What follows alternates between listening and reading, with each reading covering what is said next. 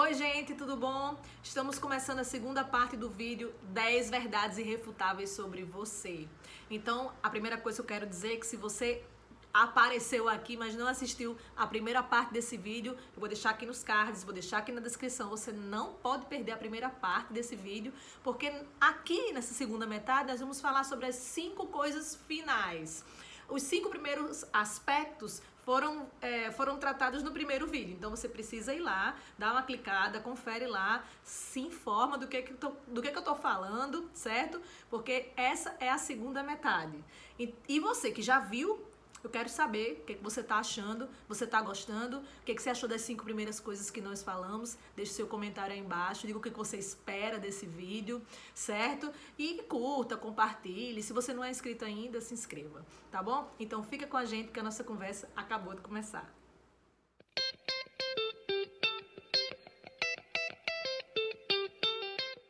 Pro céu ou pro inferno. E essa decisão de...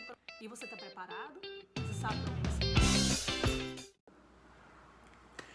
Dando aquela velha e boa contextualizada de sempre, no vídeo passado, 10 verdades irrefutáveis sobre você, tratamos de aspectos poderosos e tremendos sobre a nossa vida, de promessas que a Bíblia tem sobre nós e que elas devem ser lembradas à nossa mente, trazidas à nossa memória, porque elas nos dão esperança, tá? E vamos começar do item 6 dessa vez. O que nós somos? O que a Bíblia diz que nós somos? Nós somos a 100ª ovelha. Que história é essa de ovelha? Que história é essa de 100ª? Gente, lá em Lucas 15, Jesus falou sobre a parábola das 100 ovelhas.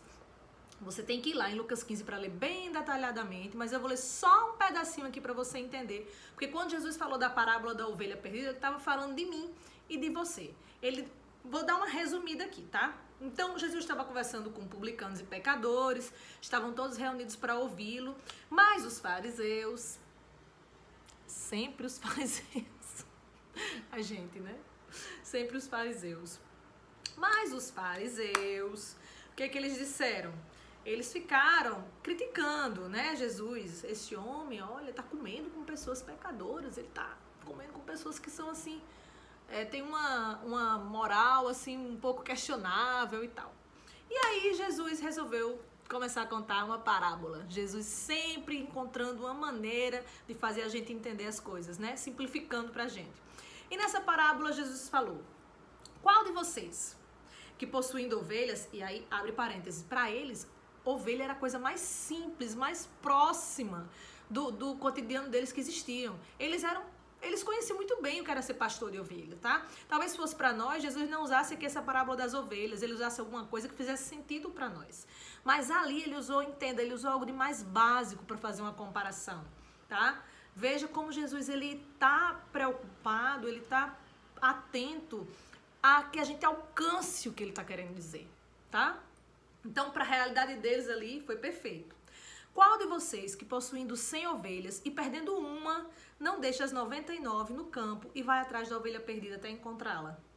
E, quando a encontra, coloca alegremente nos ombros e vai para casa. Ao chegar, reúne seus amigos e vizinhos e diz: alegrem-se comigo, pois eu encontrei minha ovelha perdida. Gente, assim era a nossa situação. Nós estávamos perdidos em nossos pecados e delitos. E o Senhor veio e nos resgatou, nos colocou no ombro, nos tirou lá do lugar onde a gente estava e nos trouxe para cuidar de nós. Ele termina dizendo: eu lhes digo, da mesma forma, haverá mais alegria no céu por um pecador que se arrepende do que por 99 justos que não precisam de arrependimento. Então eu e vocês somos a 100ª ovelha, aquela que Jesus foi lá buscar, procurar, onde estava, ver, tirou os carrapichos tudinho da gente, cuidou das nossas feridas, nos tratou e nos amou. Então fica aí esse recadinho, ele não desiste de nós. E a alegria no céu é grande por uma ovelha perdida. Uma ovelha perdida. Ai, gente, eu acho isso tão lindo. Isso é fantástico, não é? Isso é a graça de Deus. É a graça de Deus. Ele deixou 99 sozinhos lá para ir buscar eu e você. Sétima coisa. Sétima verdade irrefutável sobre mim e sobre você. Eu e você não somos donos da nossa vida, somos administradores, somos mordomos. A Bíblia diz que nós somos apenas mordomos, administradores da nossa vida. Mas o dono da nossa vida, quem é, gente? Quem? É Jesus. Gálatas 2:20. Já estou crucificado com Cristo e vivo não mais eu, mas Cristo vive em mim. E a vida que agora vivo na carne, vivo pela fé do Filho de Deus, o qual me amou e se entregou por mim. Então, presta atenção, gente. A Bíblia, ela não nos incentiva, ela não nos orienta a gente ser passivo, a gente ser bobo, a gente ficar paralisado. Ah, minha vida não é minha, Jesus. Então, vou ficar aqui esperando o que ele vai fazer e a minha vida não é minha, então não adianta eu tomar nenhuma decisão, não adianta eu agir em nada. Ei, você já assistiu aqueles filmes que tinha os mordomos? Você já viu o mordomo parado? Você já viu o mordomo sem fazer nada? Porque ele não é o dono da casa, ele não faz nada? Pelo contrário, ele não é o dono da casa, mas ele é encarregado de manter aquela casa organizada, de manter aquela casa limpa, de manter aquela casa funcionando, de tomar as melhores decisões domésticas ali em relação àquela casa. Foi confiada a ele essa responsabilidade. Você já viu o administrador de uma empresa não fazer nada pela empresa porque ela não é dele, a empresa não é dele? Não, a empresa foi confiada a ele para que ele administre, para que ele faça ela crescer, se desenvolver, para que ele faça ela prosperar. Então, nós temos sim uma grande função de administradores da nossa vida. Acontece que quem decide é Deus, porque a nossa vida não é nossa. Então, eu e você somos administradores de nossas vidas, mordomos. Mas quem é o dono da nossa vida é Deus. Isso é uma verdade irrefutável que a Bíblia nos traz, certo? 8ª verdade sobre nós. Esse eu acho linda. Eu sou, e você também é, embaixador de Cristo na terra. Gente, embaixador. Olha o nível da coisa. 2 Coríntios 5, não estou inventando, tá? 2 Coríntios 5:20. Portanto, somos embaixadores de Cristo. Olha esse versículo. Como se Deus, é o versículo que está dizendo, como se Deus estivesse fazendo seu apelo por nosso intermédio. Por amor a Cristo, lhes suplicamos. Reconciliem-se com Deus. Não, eu tenho que ler isso de novo. Você não está entendendo? Ó, olha o que Paulo falou. Portanto, somos embaixadores de Cristo. Aí Paulo explica melhor, né? Que Paulo era muito... Eu acho incrível que os versículos de Paulo são muito bem explicados, né? E aí ele explica. É como se Deus estivesse fazendo seu apelo por nosso intermédio. Por amor de Cristo, lhes suplicamos. Reconciliem-se com Deus. Então, nós estamos aqui em nome de Jesus. É algo que a gente diz o tempo todo, mas a gente diz tanto que a gente acha que, às vezes, eu, pelo menos, não sempre paro para pensar no peso que isso tem. Eu estou aqui em nome de Jesus. Quer dizer, eu estou aqui representando Jesus. Vocês estão entendendo isso? Não tem só esse versículo não, viu? Escuta só. 2 Coríntios 6:1-2. Como cooperadores de Deus, insistimos com vocês para não receberem em vão a graça de Deus. Somos cooperadores de Deus nessa grande obra. Então você é embaixador de Cristo. Você é representante de Cristo na terra. Tá entendendo aí? Você tá entendendo aí? E você só pode ser isso porque lembra daquela outra verdade que eu falei lá atrás? Que você tem a cultura do céu? Que você não é daqui, que você é peregrino. O embaixador, ele é natural do mesmo lugar. Ele tá aqui representando, mas ele veio de lá. Certo? Então, gente, vocês vejam como a nossa tarefa é importante. Veja, você é ninguém mais, ninguém menos do que cooperador de Deus, embaixador de Cristo. Então, você não tem tempo, preste atenção aqui, você não tem tempo para baixar sua cabeça e ficar cheio de caraminhola, cheio de crise, quem eu sou, eu não posso, eu não sou ninguém, eu sou a 5ª pessoa depois de ninguém, eu sou cocô do cavalo do bandido. Não, você não tem tempo para isso, porque você é um embaixador, você tem uma grande obra a fazer, você recebeu tarefas do Senhor e você precisa desempenhar, tá bom? Você e eu, né? Ok? Então, ó, olha, tem mais um versículo aqui, olha aqui, Filipenses 1:27-29. Não importa o que aconteça, exerçam a sua cidadania de maneira digna do Evangelho de Cristo, para que assim, quer eu vá e os veja, quer apenas ouça a seu respeito em minha ausência, fique eu sabendo que vocês permanecem firmes no só espírito, lutando unânimes pela fé evangélica, sem, de forma alguma, deixar-se intimidar por aqueles que se opõem a vocês. Para eles, isso é sinal de destruição, mas para vocês, de salvação. E isso da parte de Deus, pois a vocês foi dado o privilégio de não apenas crer em Cristo, mas também de sofrer por Ele. Oh, glória a Deus, tá vendo aí? Você entendeu aí o que Paulo está dizendo? Paulo está dizendo, ei, não se abata, não se distraia com o que as pessoas vão dizer. Não, você está ocupado. Não se deixe intimidar. Você é um embaixador. Você está levando uma mensagem do rei. Isso é lindo demais. Vocês não acham lindo isso não, gente? Escrevam aí embaixo. Vocês não acham? Escrevam aí nos comentários o que vocês acham desse versículo. Filipenses 1, 27 a 29. Por favor. Para eu saber que eu não estou ficando louca sozinha. Porque eu acho, assim, uma preciosidade. E você? O que você acha desse versículo? Nós somos discípulos de Jesus. Você é um discípulo de Jesus. Eu sou discípulo de Jesus.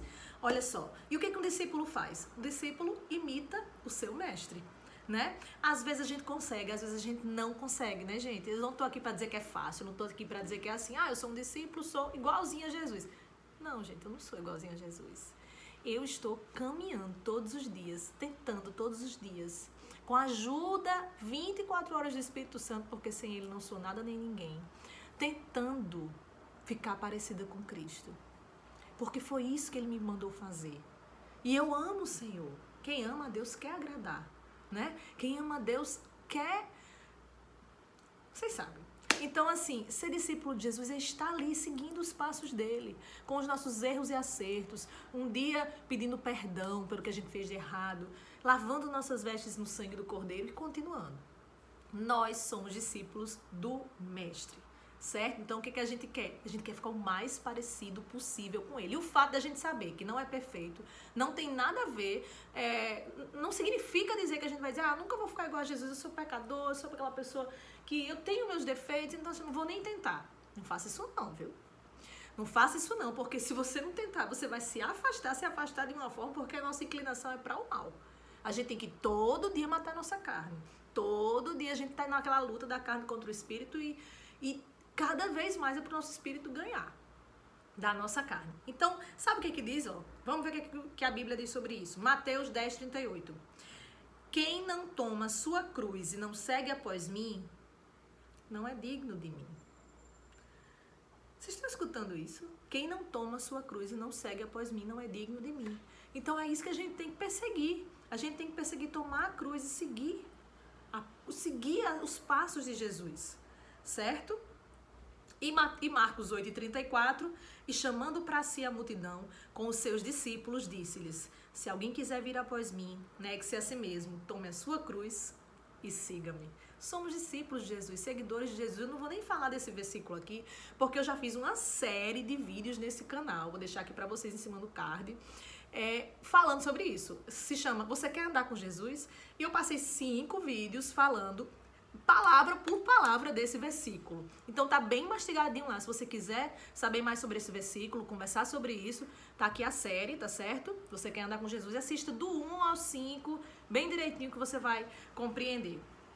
Vamos pra frente. Efésios 5:1, que diz: sede, pois, imitadores de Deus, como filhos amados. Nós não somos filhos? Nós não somos amados? Então, que sejamos imitadores de Deus, seguidores de Jesus. Tá certo? E o grande finale, o que vocês acham que eu coloquei nesse item 10 de verdade irrefutável sobre nós? Gente, eu não poderia colocar outra coisa. O que vocês acham? Escreva aí rápido, antes de eu escrever. Antes de eu falar, escreva e diga assim, eu achava que eu desejava tal coisa. Vê se você acerta. Escreveu? Você é mais que vencedor! Aleluia! Nós somos mais do que vencedores. A Bíblia nos garante isso. E isso é independente das circunstâncias. Isso é independente dos tropeços. Isso é independente das tristezas, do luto, das circunstâncias, das situações.